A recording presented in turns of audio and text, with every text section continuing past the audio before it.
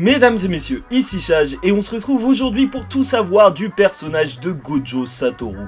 Explorer sa personnalité, la construction du personnage et surtout plein de faits et anecdotes sur lui.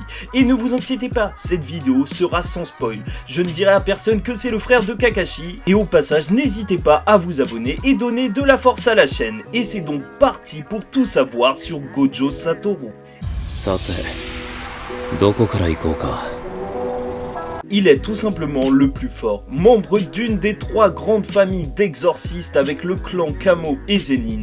Gojo Satoru est littéralement une illumination dans le monde de Jujutsu Kaisen. Oui, parce que commençons par le commencement. Satoru est un nom japonais masculin qui signifie littéralement savoir ou comprendre.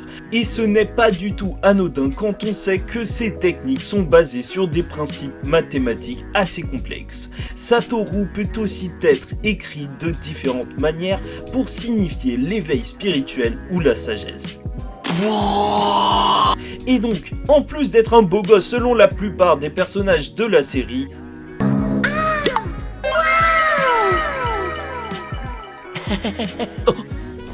c'est aussi une grosse tête, mais cela a un prix terrible. Les carrés. Parce que pour stimuler son cerveau, il aime manger des sucreries. Et une de ses sucreries préférées étant d'ailleurs le Kikufuku.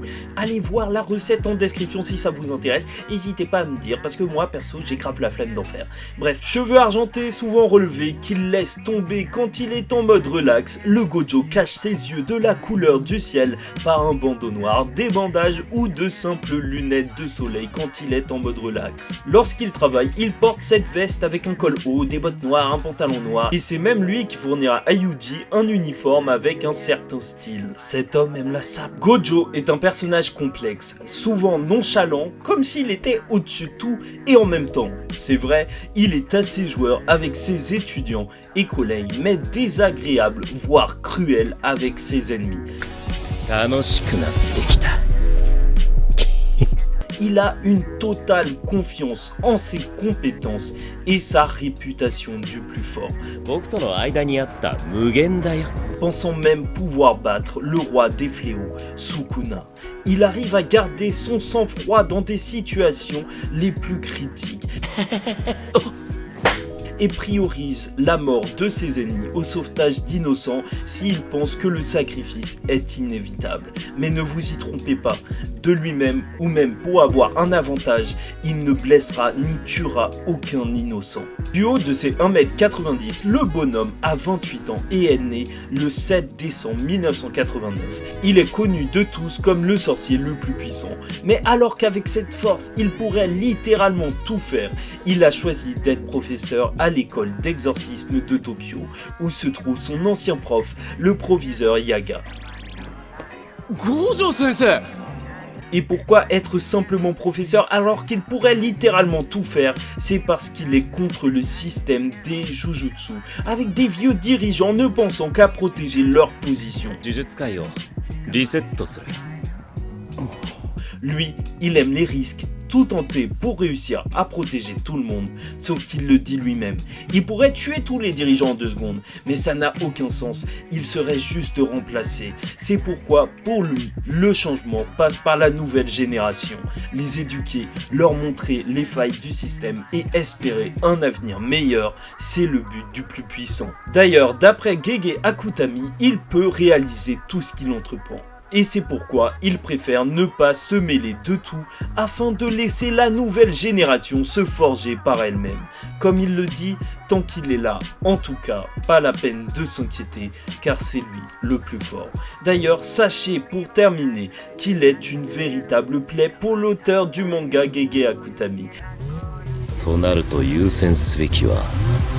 Car il doit penser à chaque fois à un moyen de l'éloigner de l'intrigue, vu qu'il est juste trop puissant et qu'il pourrait tout régler en 2 secondes. Bref, voilà tout pour cette vidéo tout savoir sur Gojo Satoru. En fait, c'est une genre de vidéo 5 faits sur Gojo Satoru, sauf que voilà, j'ai essayé de retravailler un petit peu le format en parlant un petit peu de sa personnalité, un petit peu de comment il s'habille et plein de trucs sur le personnage, donc n'hésitez pas à me donner votre avis en commentaire. Au passage, cette vidéo, elle a été tournée grâce à un micro qu'on m'a envoyé, super gentil. gentiment. En fait, on m'a pas passé d'argent, mais voilà, on me l'a envoyé. Et donc, c'est super cool parce que j'avais un vieux micro à 20 € et c'est vrai que là, il fait largement plus le taf. C'est un micro d'une marque chinoise, mais en même temps, j'ai l'impression que tout est construit en Chine, fifine. Et la plupart des gens qui achètent cette marque, j'ai l'impression que c'est plus des Russes parce que voilà, ils sont un petit peu moins chers que les Blue Yeti et compagnie. D'ailleurs, je vous mets le lien en description et je remercie encore une fois la personne qui me l'a envoyé. C'est assez cool de voir ce premier petit cadeau de la part de personne. Bon, n'hésitez pas à me donner votre avis en commentaire sur la vidéo, à vous abonner parce que franchement, il va y avoir du lourd, hein. 2 autres vidéos sur Gojo en préparation, dont une pourrait expliquer ses pouvoirs, ça va être la prochaine. Et croyez-moi, on en aura bien besoin et je vous avoue que ça va être compliqué. Je vais me faire insulter dans les commentaires parce que c'est bien trop compliqué à comprendre. Mais bon, au moins j'aurais essayé et au moins je l'aurais fait. Et voilà, assister à ce désastre. C'était tout pour moi et en attendant la prochaine vidéo, je vous dis ciao tout le monde et paix sur vous.